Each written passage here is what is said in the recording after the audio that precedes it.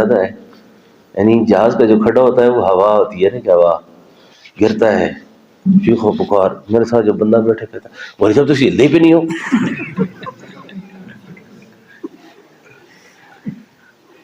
آپ ہل ہی نہیں رہے جگہ سے، آپ کو کوئی مسئلہ نہیں ہے؟ میں نے کہا کیا مسئلہ، آپ تھوڑے ہو چیخنے کے لیے؟ میں ابھی چیخ کر کروں تو کیا کروں؟ اب اس وقت پیٹنے کا ٹائم نہیں ہے، اس وقت تو اگر کوئی گڑبڑ ہو گئی تو یار سے ملنے کا ٹائم ہے جی. اب محبوب سے ملاقات کا وقت ہے، تو اس ملاقات کے وقت میں بندہ ادھر ادھر کی مارنا شروع کر دے. ہاں، اس لیے یہ میں آپ کو عرض کر رہا ہوں کہ جتنے بھی حالات ہوں، جو بھی پریشانی ہو، ایک تو پوری کوشش یہ کریں جس کے متعلق وہ چیز نہ ہو کبھی اس کے سامنے اس کا ذکر نہ کریں. اس لیے تمام اللہ والوں کا اتفاق ہے اس بات پر کہ جسمانی بیماری اپنے معالج کے علاوہ اور روحانی بیماری اپنے مرشد کے علاوہ کسی سے تذکر نہ کریں اس کو. جیسے ہماری عام عادت ہے نا، ہر دو آدمی بیٹھ کیا بہت ہی پریشان ہو، بہت غمگین ہوں، کوئی حال نہیں ہے میرا، تنگ ہوں، یہ ہو گیا میرے ساتھ، یہ ہو گیا. اور خاص طور پر عورتوں کے اندر یہ بیماری بہت زیادہ ہے. اور عورتیں بھی سن لیں اس بات کو، کسی کے سامنے اپنا غم بیان کرنے سے غم ختم نہیں ہوتا، کبھی بھی اور بڑھ جاتا ہے. البتہ ان سے بیان کرو جن سے آگے سے دعا کی امید ہو کہ دعا میں یاد رکھیں گے، اور وہ بھی شکایتاً نہ کرو، شکایتاً، حکایتاً. بطور واقعہ کی ایک بات بیان کرتا ہے. سیدنا ابوبکر صدیق رضی اللہ عنہ کے بارے میں لکھا ہے کتابوں میں کہ ان کو ایک جیسے نام صدیق ہے نا، دوسرا مرتبہ مقام صدیقیت، صدیقین کا جو مقام ہے، یہ صدیقین کے مقام پر کون سے لوگ فائز ہوتے ہیں؟ یعنی سیدنا صدیق اکبر کی ولایت کی خیرات کن کو پہنچتی ہے؟ بات سمجھ آ رہی ہے آپ کو؟ یعنی سیدنا ابوبکر صدیق رضی اللہ عنہ کی ولایت کی اور آپ کے مقام میں صدیق ہونے کی جو خیرات ہے وہ کن کو پہنچتی ہے؟ کہ ان کو پہنچتی ہے جن کی زبان پہ گلہ نہیں ہوتا، جن کی زبان پر گلہ نہیں ہوتا، شکوہ نہیں ہوتا. گلے شکوے سے ان کو کوئی سروکار نہیں. اور یہ بھی کہیں میں پڑھا تھا کہ اللہ سے جو محبت کی علامات ہے نا، وہ بھی ابوبکر صدیق سے سیکھنی ہے. کیسے؟ ابوبکر صدیق رضی اللہ عنہ کا جو نبی علیہ السلام سے تعلق تھا نا، ان کی کچھ حیثیتیں تو ظاہری ہیں، کچھ باطنی ہیں. یعنی ظاہری حیثیت میں بھی ان کو اللہ نے ایک بڑا مقام دیا تھا، اس اعتبار سے کہ وہ رسول اللہ صلی اللہ علیہ وسلم کے سسر تھے، اور سسر کا مقام کتنا ہی کمزور ہو، وہ داماد کے لیے باپ کی جگہ ہوتا ہے. بات سمجھ آ رہی ہے؟ وہ باپ کی جگہ ہوتا ہے، تقابل کے طور پر نہیں. صرف اگر خلیفہ بلا فصل کی بات کریں نا، تو میں سیدنا علی کا بہت عاشق ہوں، کیونکہ علی کو مولا کس نے کہا ہے؟ اللہ کے نبی نے کہا نا.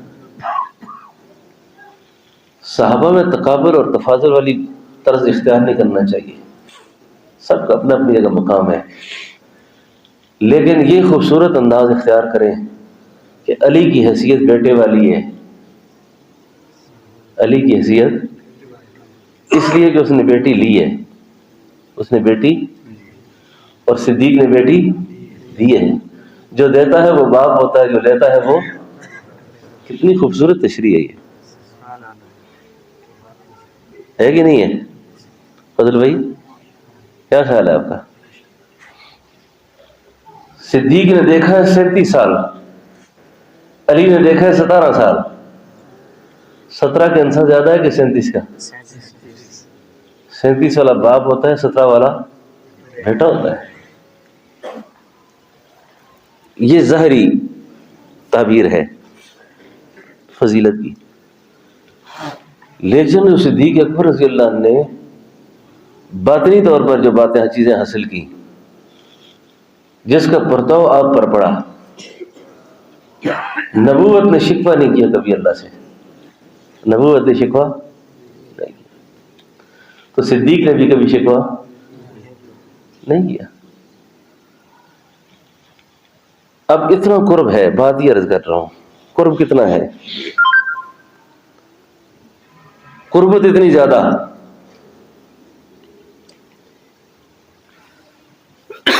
وہاں جو حرمین میں آپ جائیں نا, اللہ تعالیٰ مسجد نبی شریف کی زیارت کرا دے, سب کو زندگی میں بار بار کرا دے, سب کو اللہ بار بار لے جائے, اور آخری بار جب جائے نا تو اللہ محبوب کی قدموں میں جگہ بھی نصیب کر دے. ٹھیک ہے نا؟ سب کے کھڑکیاں دروازے بند, لیکن صدیق کا دروازہ بند. یہ فضیلت ہے آپ کی. تو کتنے کٹر بھابھی آئے, انہوں نے بھی بند اس کو, ابھی تک وہ اسی طرح ہے, وہ نقشہ ابھی تک اسی طرح موجود ہے. کتنی قربت ہے. ایک دن جبریل امین تشریف لائے, آ کر کہنے لگے کہ اللہ کے پیغمبر ابو بکر صدیق آج ٹھیک ہو گئے. اگر آپ کو یہ بات یاد رہی ہو نا کہ صدیق کا مقام ملا کیسے, صدیقین کا جو مقام ہے نا, اولئک الذین انعم اللہ علیہم من النبیین والصدیقین والشہداء والصالحین, یہ مقامات ہیں. ان میں جو صدیقین کا مقام ہے, یعنی صدیقین کی خوبی یہ ہوتی ہے کہ ان کی زبان پر گلہ شکوہ اعتراض نہیں آتا. اب یہ جو فرمایا نا, ان سے جبریل نے جب خبر دی کہ ابو بکر صدیق ٹھیک ہو گئے, تو اللہ کے حبیب نے پوچھا آپ کو کیا ہوا تھا کہ آپ کی صحت کی اطلاع تو ہمیں آج اوپر چاہیے, کہ آپ ٹھیک ہو گئے ہو؟ اللہ اکبر. تو سیدنا ابو بکر صدیق فرمانے لگے حضور 8 سال ہو گئے دانت میں تکلیف ہے, 8 سال سے دانت میں درد ہے. کہا بتایا کیوں نہیں آپ نے؟ کون پوچھتا یہ؟ اللہ کے نبی پوچھ رہے ہیں, صدیق بتایا کیوں نہیں؟ صدیق اکبر کہتے ہیں محبوب یار کا گلہ کیا کرنا, یار کا شکوہ کیا کرنا, یار کا پھر کیا گلہ کریں گے. اور جب کہ تعلق اس نوعیت کا ہے, یہ بھی کسی عارف نے لکھا ہے کہ کسی صاحب دل سے کسی نے پوچھا تھا کہ صدیق میں اور نبوت میں کیا فرق ہے. ظاہر بات تو یہ ہے کہ سوال نہیں بنتا کہ صدیق میں اور نبوت میں کیا فرق ہے. صدیق صدیق ہے, نبی نبی ہے, لیکن پوچھنے والا بھی کوئی انسان ہوگا. اور پوچھنا کیا چاہ رہا ہے وہ؟ اس نے کہا یوں سمجھو کہ آقا کسی حوض پر کھڑے ہوں, آقا کسی تالاب پر کھڑے ہوں, اور اس تالاب کے اندر جو عکس نظر آئے وہ صدیق ہوں.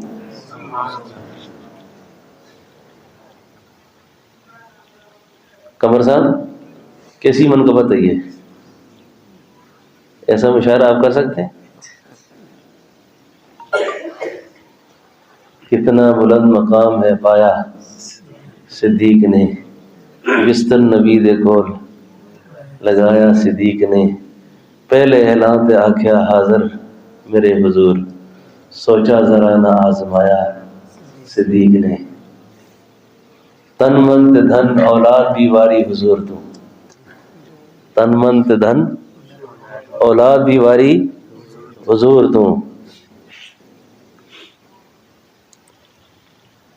زہرا دا خود جنازہ پڑھایا صدیق نے۔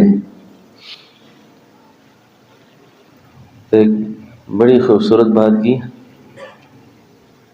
کر یار صدیق تیاری ساڑی ازلاں تو ہے یاری، ہجرت دی منزل بھاری۔ سیدنا صدیق اکبر نے کہا تیرا بھار صدیق اٹھاوے، تیرا بھار صدیق اٹھاوے، تینوں کوئی تکلیف نہ آوے، میں صدقے لکھ لکھ واری، ساڑی ازلاں تو ہے یاری۔ تیرا بھار صدیق اٹھاوے، تینوں کوئی تکلیف نہ آوے، میں صدقے لکھ لکھ واری، ساڑی ازلاں تو ہے یاری، کر یار صدیق تیاری ساڑی ازلاں تو ہے یاری۔ کیا منظر ہوگا وہ کہ علی کو سلایا صدیق کو اٹھایا،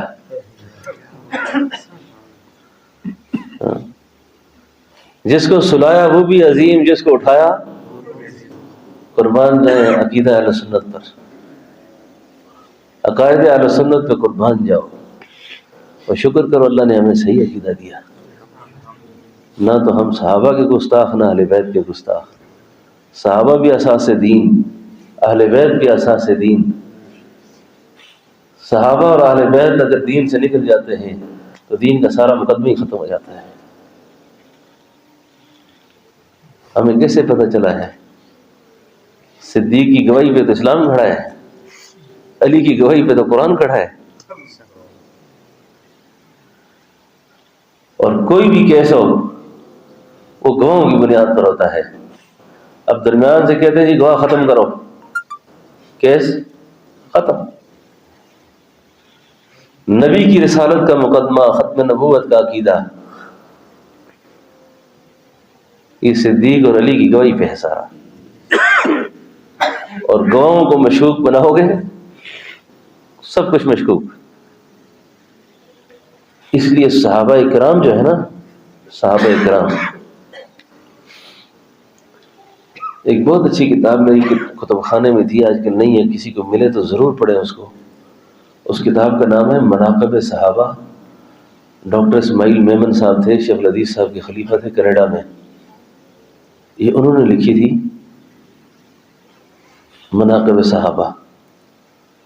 میں نے بہت مناقب پڑھے، صحابہ کے حالات پڑھے، لیکن اس کتاب کو پڑھ کے اندازہ یہ ہوا کہ جیسے اہل سنت کا عقیدہ ہے کہ صحابہ محفوظ ہیں،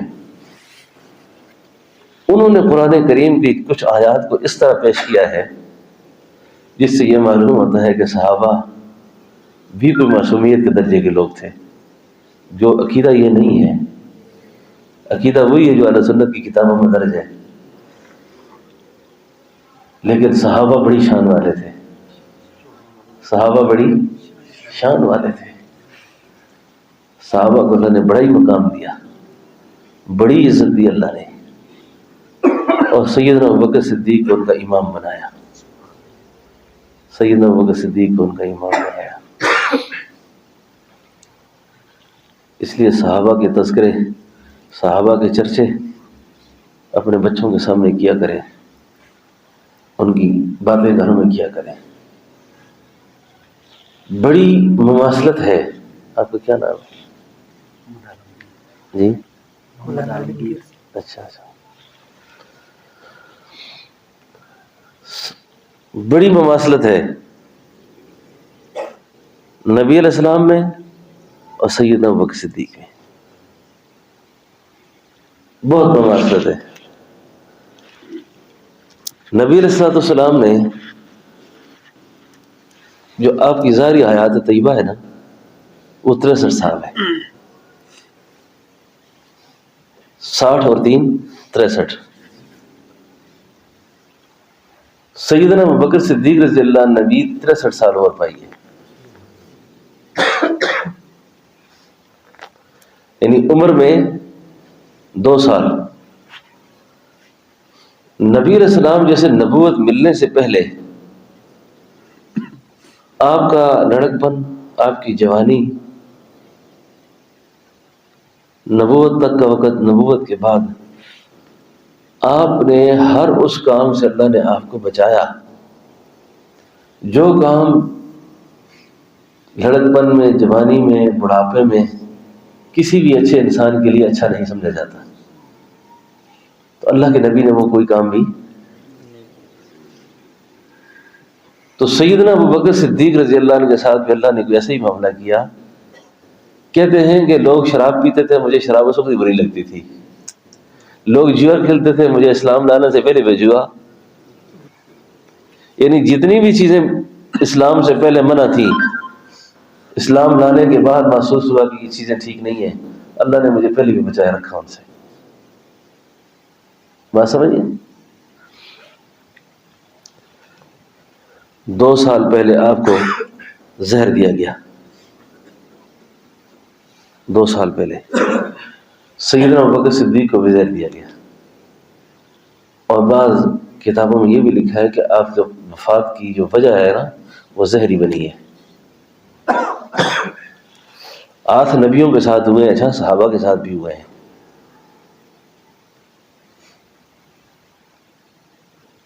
آپ پر بھی جادو ہوا.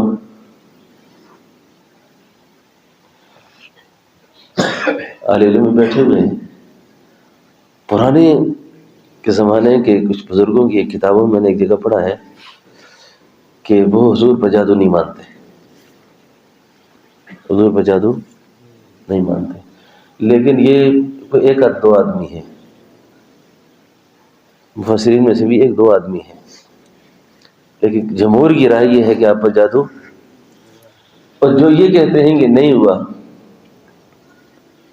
وہ کہتے ہیں کہ جادو کفر ہے. جادو اور کفر کا اثر نبوت پہ نہیں ہوتا، ان کی یہ دلیل ہے. تو ہمارے ایک بزرگ تھے، وہ کہتے تھے اگر جادو کفر ہے، اس کا اثر نبی پہ نہیں ہو سکتا، تو تلوار چلانا ثواب ہے. تلوار بھی چلائی گئی ہے نا، تلوار کا اثر آپ پہ ہوا کہ نہیں ہوا؟ دندان مبارک شہید ہوئے کہ نہیں ہوئے؟ ہوئے نا. تو یہ کچھ مماثلت ایسی ہے کہ جو سیدنا ابوبکر صدیق رضی اللہ عنہ کے ساتھ، اللہ کے محبوب کے ساتھ یہ مماثلتیں ہیں. اور اس سے آگے چلے تو بے شمار واقعات ایسے ملتے ہیں کہ جن میں حضور کی کے ساتھ سیدنا ابوبکر صدیق کی بڑی گہری مماثلت ہے. تو بہرحال ابھی ضرورت اس بات کی ہے کہ ہم ان کی بارگاہ میں اپنا ہدیہ بھی پیش کریں، ان کو اپنے اثار ثواب بھی یاد رکھیں، اور ان کے چرچے بھی اپنے گھروں میں کریں. ٹھیک ہے نا.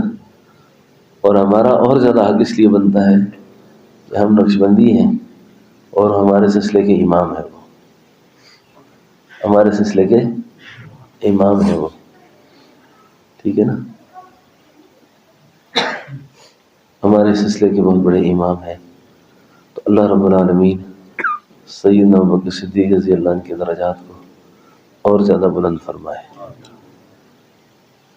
تو یہ ہمارا جو طریقہ ہے نا، اس کا نام پہلے سلسلہ صدیقیہ تھا. سلسلہ صدیقیہ اسی طریقے کو کہا جاتا ہے. تو اللہ سے دعا ہے کہ اللہ پاک ہم سب کو اپنی نسبت کا پاس لحاظ رکھنے کی توفیق نصیب فرمائے. اور جو مضمون عرض کیا گیا، اللہ اس مضمون پر عمل کرنے کی توفیق نصیب فرمائے. تھوڑی دیر مراقبہ کر لیں.